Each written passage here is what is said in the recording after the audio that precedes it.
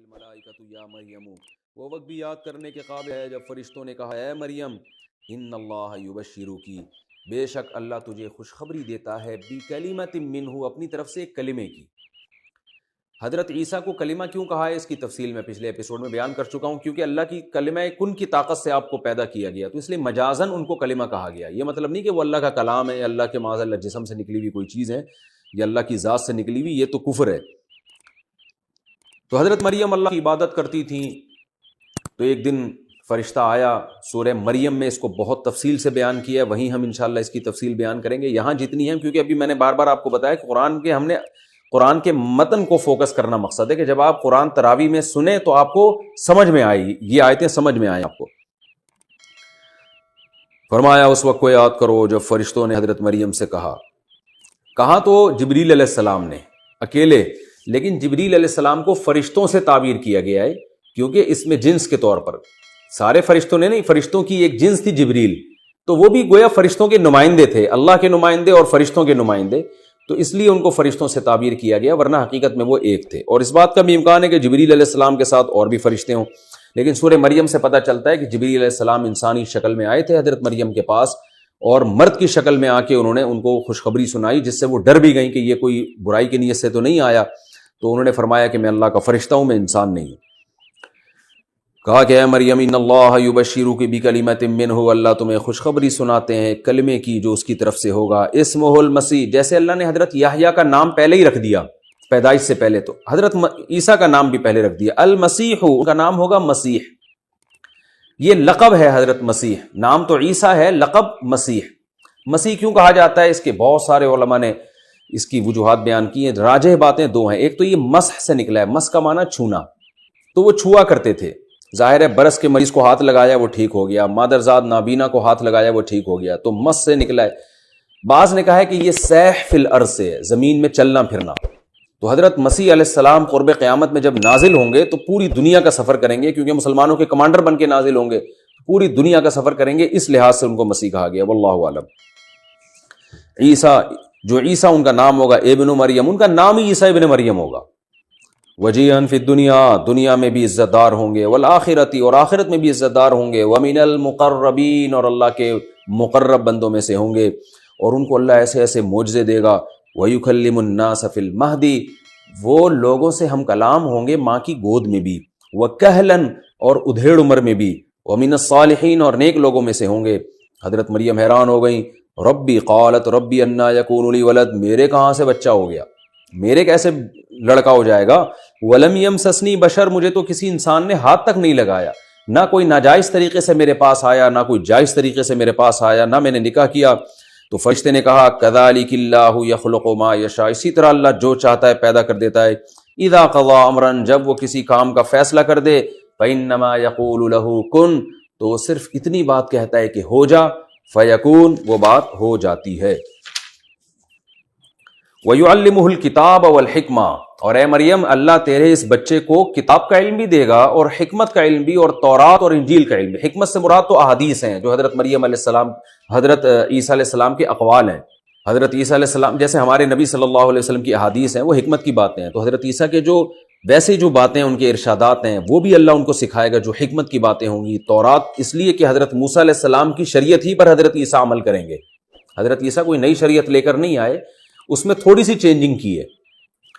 باقی وہی شریعت تھی تورات جو حضرت موسیٰ علیہ السلام پر نازل ہوئی، اور انجیل بھی ان کو سکھائیں گے جو حضرت عیسیٰ پہ نازل ہوں گی۔ اور کتاب سے کیا مراد ہے، اس میں دو باتیں کی گئی ہیں، ایک تو الکتاب سے مراد آسمانی کتابیں جتنی بھی ہیں ان کو الکتاب میں سمو دیا گیا، وہ تمام آسمانی کتابیں جو پہلے گزری ہیں، لیکن راجح قول اس میں یہ ہے کہ اس سے مراد قرآن مجید ہے۔ وجہ اس کی یہ ہے کہ پچھلی کتابوں کو میں جو اللہ نے سکھایا وہ تو تورات ہے نا، تو تورات میں تو زبور کا علم، تورات میں تو یہ جو ہے وہ ساری چیزیں آ گئیں، اور جو اصل شریعت تھی وہ آ گئی۔ اب الکتاب سے کیا مراد ہے، تو الف لام جو ہے نا مخصوص کتاب کی طرف اشارہ کرتا ہے، ال کا لفظ، تو اس سے مراد ہے مخصوص کتاب۔ یہ کسی اور پیغمبر کے بارے میں اللہ نے نہیں فرمایا کہ اللہ ان کو الکتاب کا علم بھی دیں گے۔ تو حضرت عیسیٰ علیہ السلام کے بارے میں صحیح احادیث سے اور قرآن سے اور اجماع صحابہ اور اجماع امت سے پتہ چلتا ہے کہ حضرت عیسیٰ علیہ السلام قرب قیامت میں نازل ہوں گے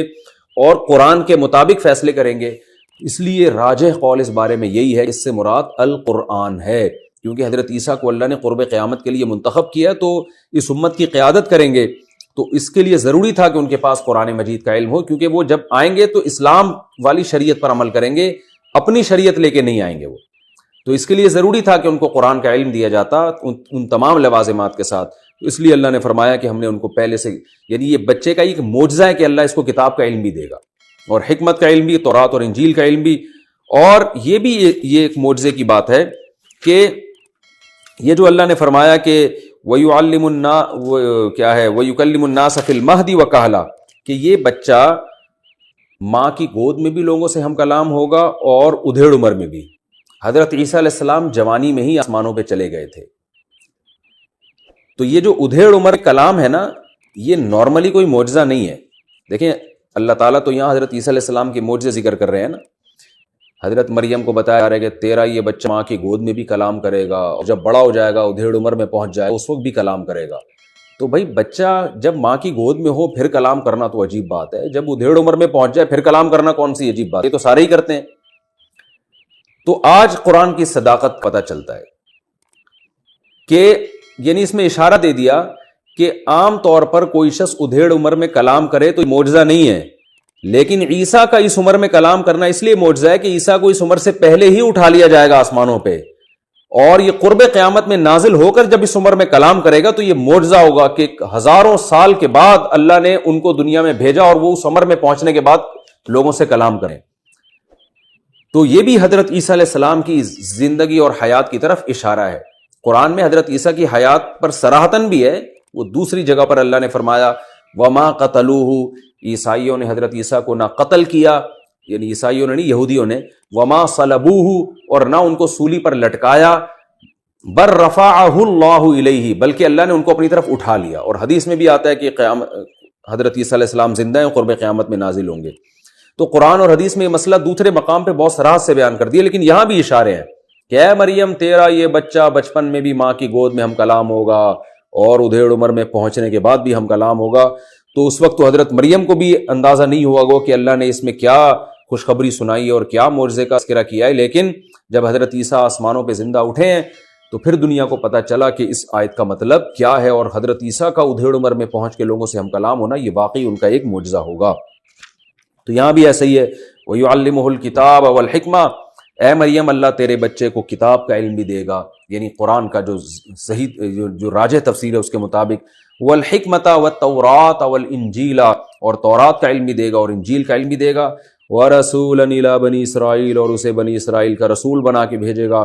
وہ رسول کیا کہے گا لوگوں سے، انی قد جئتکم بآیۃ من ربکم، لوگو میں معجزوں کے ساتھ آیا ہوں، نشانیوں کے ساتھ آیا ہوں، اور ایسی ایسی نشانیاں میں لے کر آیا ہوں کہ تم حیران ہو جاؤ گے۔ بعض علماء کی رائے یہ ہے کہ جتنے معجزے حضرت عیسیٰ علیہ السلام کو دیے گئے اتنے کسی کو نہیں دیے گئے۔ اللہ نے ہر پیغمبر کو جزوی فضیلت دی ہے نا، جیسے حضرت موسیٰ کو کوہ طور پہ بلا کے ہم کلام ہوئے، حضرت آدم علیہ السلام کو تمام انسانوں کا باپ بنایا، حضرت نوح علیہ السلام کو عمر بہت لمبی دی، یوسف علیہ السلام کو حسن بہت دیا، ہمارے نبی کو تو ساری دنیا کے سارے انسانوں کی طرف پیغمبر بنا کے بھیجا۔ تو ہر نبی کو اللہ نے ایک الگ سے وصف دیا ہے۔ تو حضرت عیسیٰ علیہ السلام کا جو وصف تھا وہ معجزوں کی کثرت اور معجزوں کی نوعیت بھی بہت ہی عجیب، یعنی وہ کام جو بالکل ناممکن سمجھے جاتے ہیں۔ لاٹھی کو سانپ بنانا حضرت موسیٰ علیہ السلام بناتے تھے، لیکن اس کو ناممکن نہیں سمجھا جاتا، جادوگر یہ کام کر رہے ہوتے ہیں، حقیقت میں نہیں کرتے، نظر کا دھوکہ دیتے، لیکن بظاہر ایسا لگتا ہے۔ لیکن عیسیٰ ابن مریم کو وہ معجزے دیے گئے جو جادوگر بھی نہیں کرتے، یعنی دھوکہ دینے کے لیے بھی وہ جادو نہیں کیا جا سکتا، نظروں کو دھوکہ دینے کے لیے ایسے معجزے دیے گئے۔ وہ کیا معجزے تھے؟ حضرت مریم کو بتایا جا رہا ہے کہ یہ عیسیٰ جب نبی بنیں گے تو یہ لوگوں سے، یعنی یہ پیدا ہوں گے اور جوان ہوں گے تو لوگوں سے یہ کلام کریں گے اور یوں کہیں گے انی اخلق لکم، کہ لوگوں میں تمہارے لیے بناؤں گا من الطین، مٹی کے گارے سے، کہیئۃ الطیر، ایک پرندہ کی شکل بناؤں گا، فانفخ فیہ، اور اس میں پھونک ماروں گا، فیکون طیرا باذن اللہ، اللہ کے حکم سے وہ حقیقت میں پرندہ بن کے اڑنے لگے گا۔ یہ تو ممکن ہی نہیں ہے۔ وَأُبْرِئُ الْأَكْمَحَ وَالْأَبْرَصَ، پیدائشی نابینا جس کو میڈیکل سائنس فیل ہو چکی ہے، آج بھی میڈیکل سائنس یہ کہتی ہے پیدائشی نابینا کی بینائی واپس نہیں لوٹائی جا سکتی، تو میں پیدائشی نابینا کو شفا دوں گا، کوڑ کے برس کے مریض کو شفا دوں گا،